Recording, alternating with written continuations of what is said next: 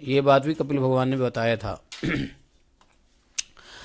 वालं नवीन शतपत्र विशाल नेत्रं बिंबाधरं सजलमेघरुचिं मनोज्ञं मंदस्मितं मधुरसुन्दरमन्दयानं श्रीनन्दनन्दं मनसा स्मरामि।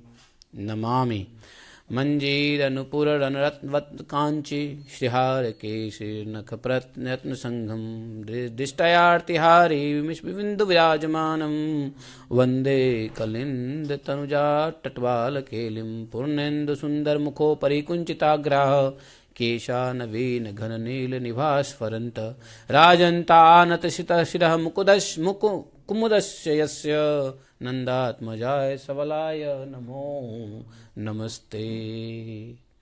तो नारद जी ने कहा कि देखो बहुलाश्व जी, मिथिला नरेश, एक दिन की बात है, नंद बाबा एकादशी का व्रत किए थे। मतलब करते ही थे, एकादशी का व्रत करते ही थे, लेकिन एक दिन एकादशी का व्रत करके द्वादशी को निशिथ काल में ही क्या किए, ग्वालों के साथ यमुना स्नान के लिए जल में उतर गए। निशिथ काल, देखो रात्रि के चार काल होते हैं और दिन के 4 काल होता है। तो दिन और रात के 4 काल के नाम मालूम है क्या है? बोलो, कितने काल होते हैं दिन में? 4 और रात के 4। तो रात के काल में उसको कहते हैं निशिथ काल। हाँ, पहला होता है प्रदोष काल। हाँ, प्रदोष काल। उसके बाद होता है प्रदोष काल, और प्रदोष काल के बाद क्या होता है मालूम है? रात्रि काल, निशिथ काल और अरुणोदय काल। तो निशिथ काल जो होता है वो 12 से 3 होता है।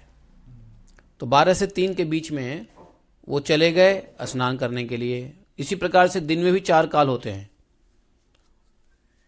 पूर्वाहन, मध्याहन, अपराहन और सायंकाल। हाँ, ये 4 होते हैं दिन के, पूर्वाहन काल, मध्याह्न काल, अपराहन काल और सायंकाल। फिर आता है प्रदोष काल, रात्रि काल, निशिथ काल और अरुणोदय काल। तो 3 से 6 में नहा सकते हो, लेकिन 12 से 3 में नहीं नहाना चाहिए। वैसे तो 9 से 3 नहीं नहाना चाहिए, रात्रि में 9 से 3 नहीं नहाना चाहिए, रात्रि काल। और तो नंद बाबा चले गए, जल्दी उठ गए। वहां जो है जैसे ही जल में उतरे, वरुण का सेवक था। वरुण का सेवक जो है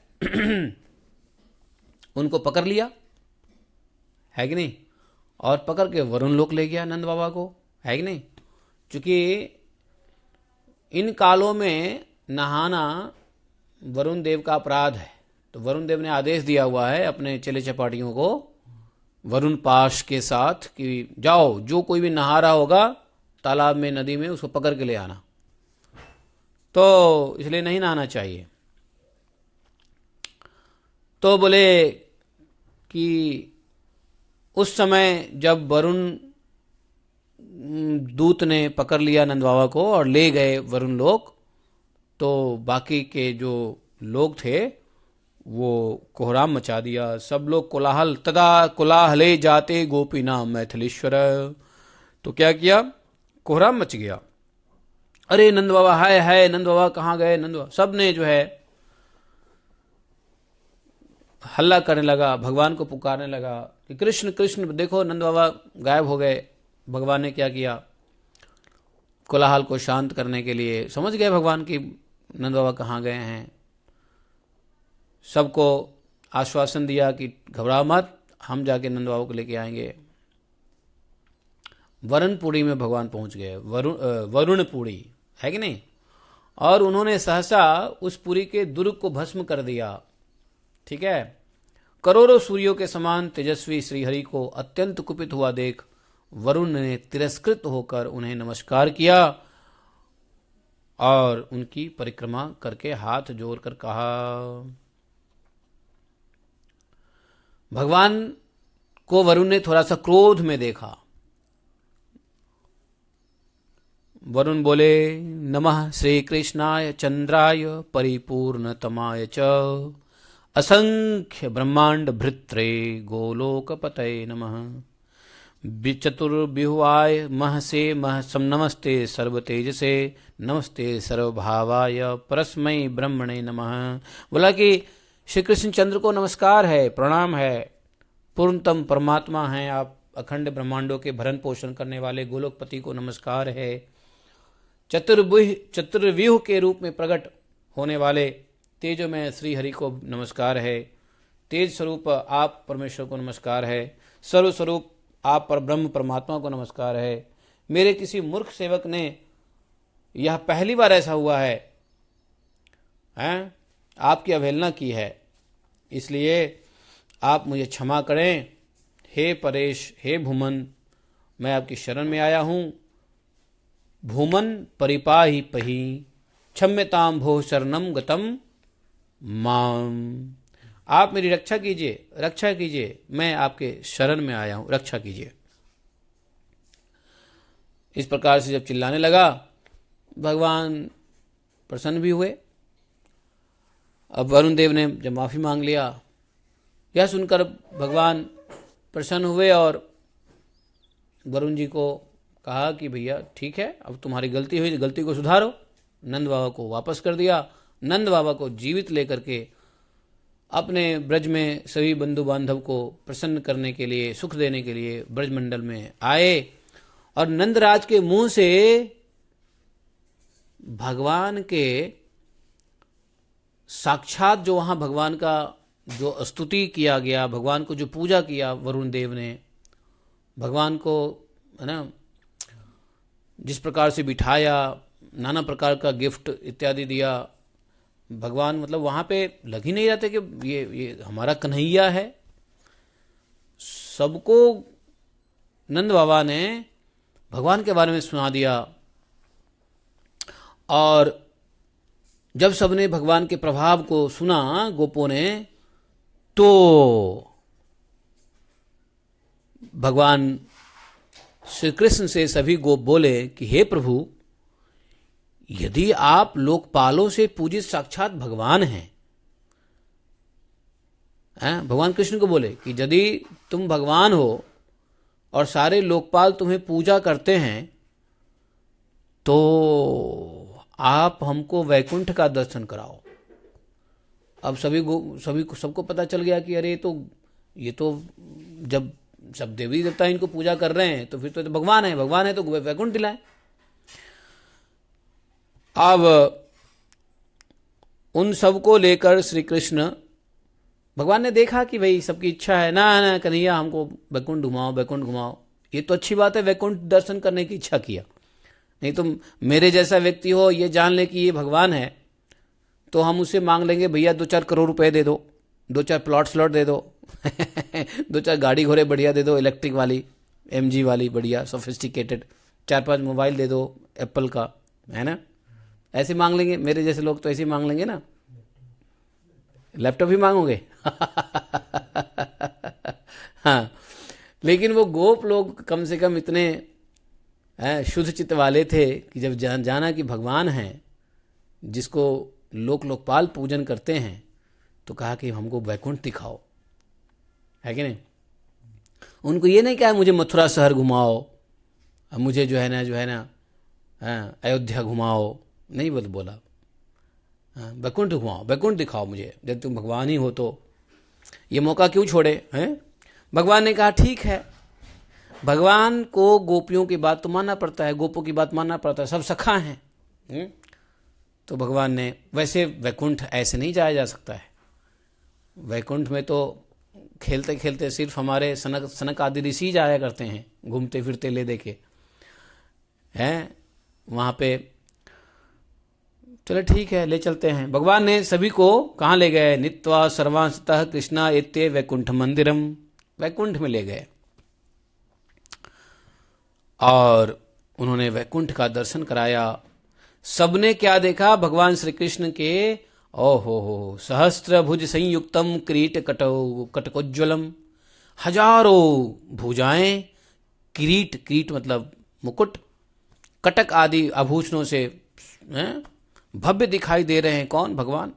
हाथ में चक्र है, शंख है, गदा है, पद्म है, वनमाला से सुशोभित है और सबका सकल कृष्ण जैसे ही दिख रहे हैं।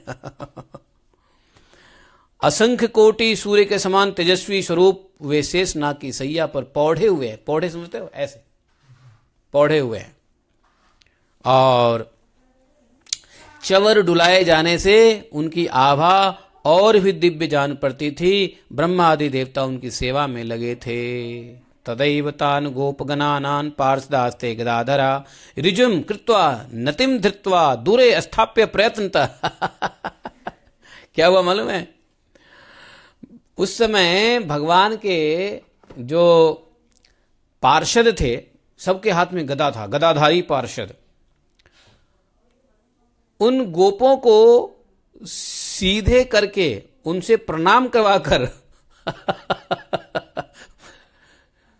जबरदस्ती दूर खड़ा किया।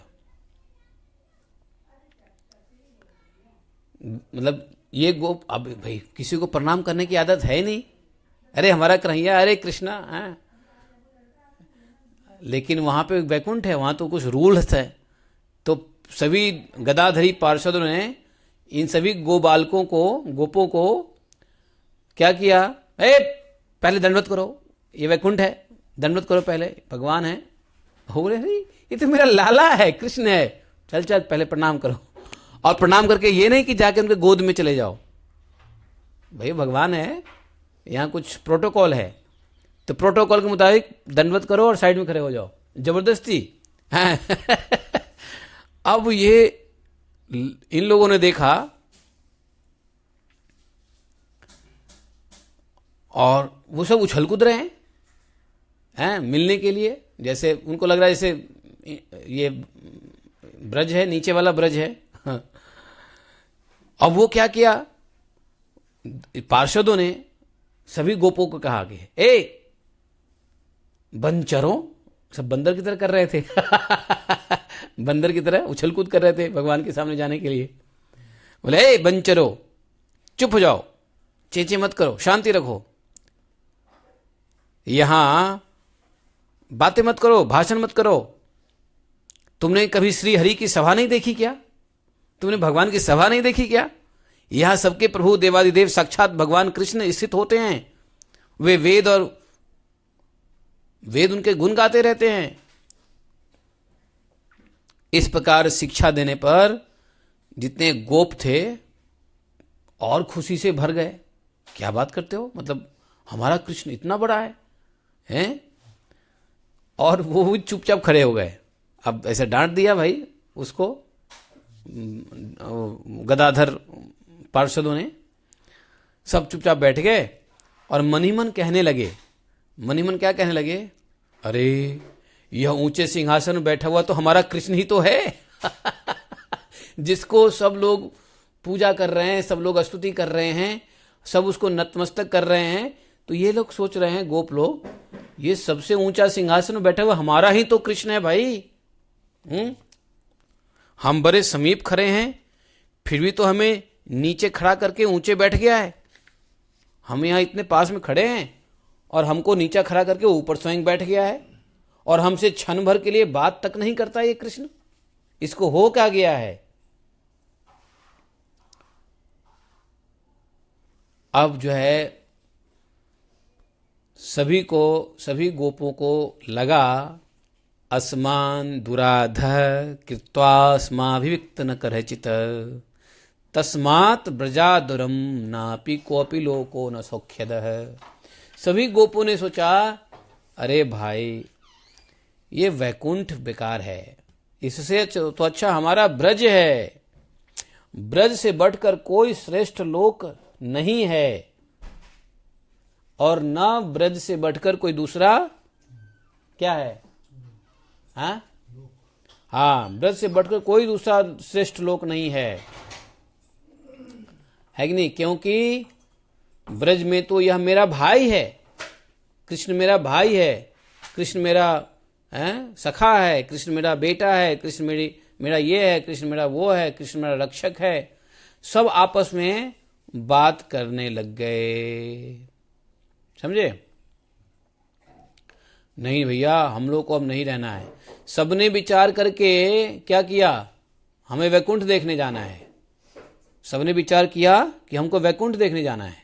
अब वैकुंठ में सब इकट्ठा विचार किया, अरे भैया ये बेकार जगह है, चलो यहाँ तो कृष्ण बात भी नहीं करता है, वहां तो कृष्ण जो है ना हमारे साथ खेलता है कूदता है, ब्रज में कितना आनंद हम लोग लेते हैं। इस प्रकार कहते हुए सभी गोपों ने कहा कि हे कृष्ण वापस चलो, हमें यहाँ नहीं रहना है। सब वापस आ गए, कहाँ पर? वृंदावन धाम में। और इसीलिए सभी गोपाल वालों ने एक गीत गाया, सुनो गीत।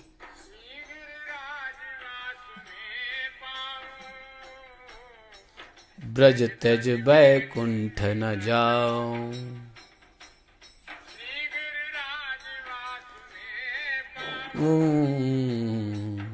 ब्रज त्यज बैकुंठ न जाओ,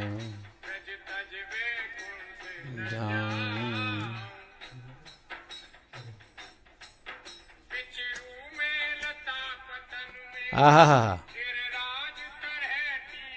आहा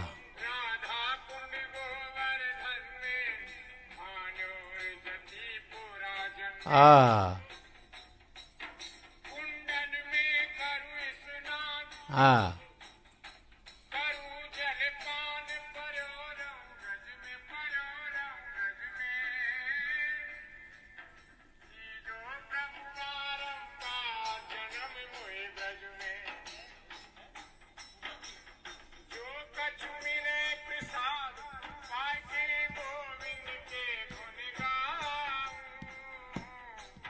ब्रज त्यज वैकुंठ न जाओ। देखा, तो वो सभी गोप लोग ये गाने लग गए, भैया ब्रज त्यज वैकुंठ न जाऊं, है कि नहीं, परे रहूं यहीं पर, है कि नहीं।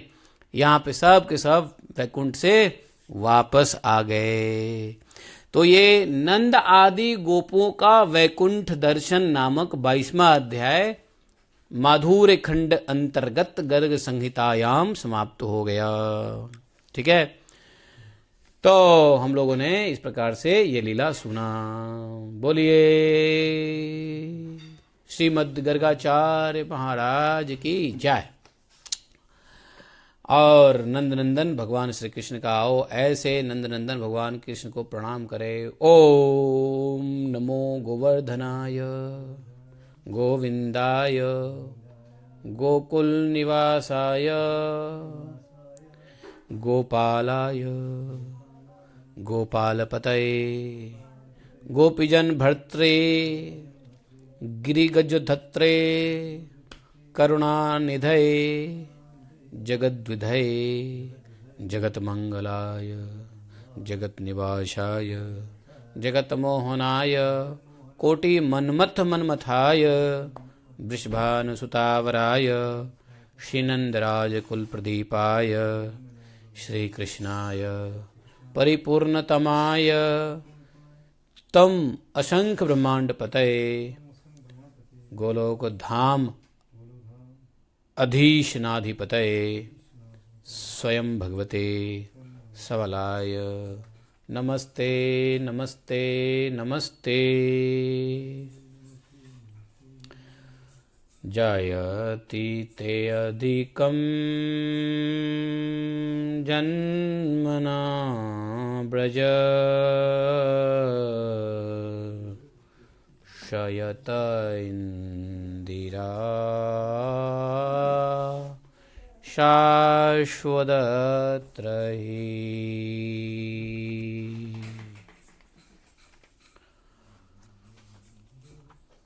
गाओ प्रशांति माता जी, आगे गाओ।